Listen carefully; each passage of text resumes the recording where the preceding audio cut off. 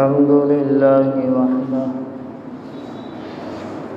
والصلاة والسلام على من لا نبي بعده أما بعد فأعوذ بالله من الشيطان الرجيم بسم الله الرحمن الرحيم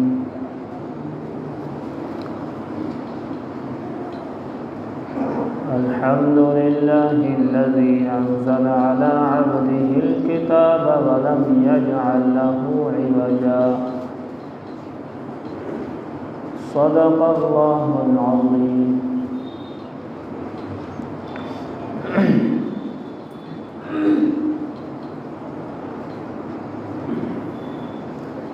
اس امت میں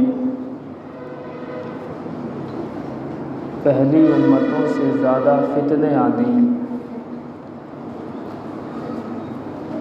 اور ان تمام کے تمام فتنوں میں ایک فتنہ ایسا ہے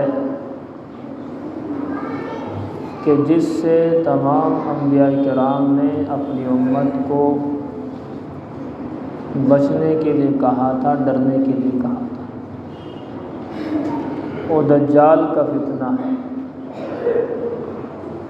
دجال کسی شخصیت کا نام نہیں بلکہ اس کے صفاتی نام ہے۔ دجال کے معنی دھوکہ دینے والا، فریب کرنے والا، دجل کرنے والا، مکاریاں کرنے والا، صحیح کو غلط اور غلط کو صحیح دکھانے والا۔ اب یہ چیزیں تو اور لوگوں کے اندر بھی ہیں، بہت سی چیزیں، مکاریاں، دوسروں کو دھوکہ دینا، یہ تمام کی تمام چیزیں ہیں۔ تو دجال کی کوالٹیاں ہیں اس کے اندر، یہ کہہ سکتے ہیں، لیکن دجال نہیں ہے، صفات ہیں اس کے اندر۔ تو اسی طرح سے دجال جو ہوگا وہ مکمل، اس کی تمام تر بری کی بری صفات اس کے اندر بیک وقت ہوں گی، اتم درجے میں، مکمل درجے میں ہوں۔ اور اس کا جو ذکر ملتا ہے احادیث کے اندر وہ سورہ کہف کے ساتھ ملتا ہے۔ روایات جب پڑھتے ہیں تو کہف نام کی جو سورت آپ پڑھتے ہیں 15 پارے میں، آدھے پارے کے بعد شروع ہوتی ہے اگلے رکوع سے، تو اس کا ذکر وہاں ملتا ہے۔ ایک روایت کے اندر آتا ہے کہ جس نے 3 آیتوں کو، سورہ کہف کی 3 آیتوں کو پڑھا روزانہ، تو دجال کا جو فتنہ ہے اس سے محفوظ ہو گیا۔ دوسری روایت کے اندر آتا ہے کہ 10 آیتیں شروع کی، شروع والی روایت بھی ہے، یا 10 آیتیں لاسٹ کی جس نے پڑھی روزانہ، وہ اس کے فتنے سے محفوظ ہوگا۔ اس بیچ میں اگر وہ آنا ہو گیا تو اس دن اس فتنے سے محفوظ ہوگا۔ چوتھی روایت یہ ہے کہ ہر جمعے کو جو شخص سورہ کہف پڑھے جیسا کہ نازل ہوئی، یعنی آرام آرام سے پڑھے، ٹھہر ٹھہر کر پڑھے، سکون سے پڑھے، وقار سے پڑھے، یہ نہ ہو کہ بس کسی طریقے سے ہو جائے پوری، چاہے حروف کی ادائیگی ہو یا نہ ہو۔ تو آرام اور سکون سے پڑھنے میں تو پورے ہفتے اس کے فتنوں سے حفاظت ہو۔ اب آپ سوچیں کہ 15ویں پارے کے اندر اس کا ذکر آیا ہے آدھے کے بعد، تو بعض اکابرین کا کہنا یہ ہے کہ 15ویں صدی جب آدھی ہونے کو ہو جائے گی تو اس کے فتنے عروج پر ہوں گے، اور واقعی یہ بات صحیح ثابت ہو رہی ہے۔ اس وقت دجال کے فتنوں کا عروج ہے۔ ایک تو ہر غلط آدمی اپنے آپ کو صحیح سمجھ رہا ہے، یہ اسی کا ہے اثر۔ ہر غلط آدمی، آپ پوچھ لیں بھئی کام کیا کرتے ہو، اگر اس کا کام کوئی خراب بھی ہے نا، مان لیجیے میرے پاس فون آیا ایک صاحب کا، بیاج والے جو ہوتے ہیں، کمپنی والے، انشورنس، ان لوگوں کا فون آیا کہ ہم نے بتایا بھی ہم ایمان والے ہیں، مسلمان ہیں، آپ ہو نہیں، سیدھی بات، تو ہمارے کانسیپٹ آپ کی کہاں سمجھ میں آ جائیں گے اور آپ کی ہمارے کہاں سمجھ میں آ جائیں گے، تو اس لیے ہمارے اسلام میں تو گنجائش نہیں ہے۔ تو اس نے بہت سی باتیں اس طرح کی کری کہ وہ یہ چاہ یہ رہا تھا کہ یہ غلط صحیح ہو جائے، ایک بار ان کی زبان سے یہ نکل جائے کہ ہاں اس طرح سے صحیح ہے اور باقی میں دیکھ لوں گا، یہاں جتنے میرے کسٹمر ان کی وجہ سے رکے ہوئے چل رہے ہیں نا وہ سارے گزارے ہو جائیں گے۔ میں نے اس سے یہ بات کہہ دی، میں جیسے تم ہو نا ایسے میرے پاس روزانہ کئی فون آ جاتے تو میرے زبان سے نہ ہی نکلے گا ہاں ہاں نکالنے کی تمہاری ہمت نہیں ہے۔ تو وہ سمجھ گیا کہ بھئی یہ نہیں ہونے والا آگے پیچھے۔ تو کہنے کا مطلب یہ ہے کہ کوئی آدمی اگر کسی غلط کام کو کر رہا ہے تو اس پر ایکسکیوز موجود ہیں اس کے پاس، وجوہات موجود ہیں اس کے پاس، ریزنز موجود ہیں اس کے پاس کہ یہ ٹھیک ہے کسی بھی طرح سے۔ تو اس کا مطلب یہ ہے کہ جب کسی غلط بات کو ٹھیک ثابت کرنے کی کوشش کی جائے دجالیت کہلاتی ہے۔ وہ یہی تو کرے گا، ایک ہاتھ پر جنت ایک ہاتھ پر جہنم، لیکن در حقیقت جو جہنم ہے وہ جنت ہے، جو جنت ہے وہ جہنم ہے۔ اور کیا کرے گا وہ؟ لوگوں کی نگاہوں کے اندر کچھ دکھائے گا اور بات کچھ ہوگی، لوگوں کی نگاہوں میں کہے گا میں تمہارا خدا ہوں تو مجھے مانو خدا۔ اور آج یہ سب کچھ ہو رہا ہے، لوگوں کی زبانوں پر بڑی بڑی باتیں اس طرح کی آنی شروع ہو گئی ہیں، کچھ سائنس کی وجہ سے، کچھ کسی اور وجہ سے، کچھ کسی اور وجہ سے، ایسے الفاظ لوگوں کی زبانوں پر آنے شروع ہو گئے جیسے کہ اللہ رب العزت والجلال کا انکار کر رہے ہیں کہ جو کچھ ہوتا ہے اس سے مل گیا، فلاں آئٹم فلاں اس سے ملا یہ ہو گیا، فلاں اس سے ملا یہ ہو گیا۔ ارے بھئی یہ سب واسطے ہیں، ذریعہ ہیں، اس میں حقیقتاً اللہ رب العزت کا دخل ہے۔ کوئی چیز بنتی ہے بگڑتی ہے، اللہ کا دخل ہے۔ اللہ اگر نہ چاہے تو وہ کام نہیں ہو سکتا۔ اس لیے آج سب سے زیادہ ضرورت ایک تو اس بات کی ہے کہ جب فتنہ دجال 15ویں صدی اور 15واں پارہ جو میں نے آپ سے بتایا آدھے کے قریب میں ہے، تو یہ بھی وہی وقت ہمارا اس وقت چل رہا ہے۔ تو بعض اکابرین میں مولانا فضل الرحمان سنجاد نعمانی صاحب بھی ہیں اور بڑے ہمارے اکابرین دیگر بھی ہیں، ان کا کہنا یہ کہ اس وقت میں اس فتنے کا عروج بہت زیادہ ہو جائے گا، لوگوں کے ذہن اور دماغ میں پتہ ہی نہیں چلے گا کہ ہم اس کے اندر مبتلا ہو چکے، اور ایسی ایڈکشنز انسان کے سامنے آئیں گی جیسے کہ موبائل کی آج کی ایڈکشن چل رہی ہے۔ انسان جو ہے موبائل کا عادی ہو گیا، کھانے کے بغیر رہ سکتا ہے، پینے کے بغیر رہ سکتا ہے، سونے کے بغیر رہ سکتا ہے، بیوی کے بغیر رہ سکتا ہے، یاد رکھنا آپ، بیوی کے بغیر رہ سکتا ہے، بچوں کے بغیر رہ سکتا ہے، ماں باپ کے بغیر رہ سکتا ہے، خاندان کے بغیر رہ سکتا ہے، لیکن موبائل کے بغیر نہیں رہ سکتا۔ آپ دیکھ لیجئے جو لوگ اس کے ایکشن والے ہیں، آپ ان سے ساری چیز چھین لو، بلکہ بہت سو نے تو ماں باپ کو مار دیا اس کی وجہ سے۔ اب ایک جگہ کی میں دیکھ رہا تھا، عجیب طرح کی بات ملی مجھے۔ اب یہ باتیں عام طور پر ہم لوگ بول دیتے ہیں، میں نے لگایا بھی تھا اس کو اپنے اسٹیٹس پر۔ میں حیران تھا اس چیز سے کہ ایک چھوٹا سا بچہ اسکول سے آیا ہے، اسکول سے آنے کے بعد ہوم ورک کے لیے اسے بچے کو بٹھاتے ہیں نارملی سب لوگ، کھانا کھلایا ہوم ورک کراؤ، اور اس کی اماں جو ہے فون پہ کان لگا کہیں بات چیت کر رہی تھی، وہ اندر گیا گھر میں، بیٹ لایا اور بیٹ بڑی زور سے اپنی ماں کے سر پہ مارا اور وہ گر گئی، پتہ نہیں مری ہے بے ہوش اللہ جانے، فون اٹھا کر کے وہ تو دیکھنا شروع کر دو، اسے پتہ ہی نہیں کیا ہوا ماں کو۔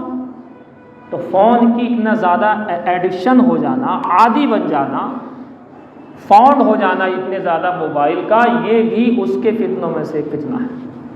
اب آپ کو اگر محسوس کرنا ہے اس چیز کو کہ میرے اندر یہ چیز ہے یا نہیں ہے، آپ کے اندر یہ چیز ہے یا نہیں ہے، تو آپ ایک کام کر لینا، فون کو اپنے سے دور رکھنے کی کوشش کرنا۔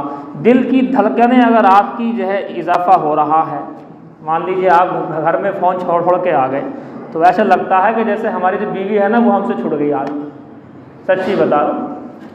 رات ہوتی ہے، رات میں آنکھ کھل جائے انسان کی، نہ بچوں کو دیکھے، نہ بیوی کو دیکھے، نہ اماں کو دیکھے، نہ ابا کو دیکھے، مگر فون کو ایسے ڈھونڈتا جیسے پتہ نہیں کیا چیز ہو گئی، اور اگر ہاتھ اگر نہ لگے نا ارد گرد تو اسی وقت رول مچاتا ہے میرا فون کہاں چلا گیا۔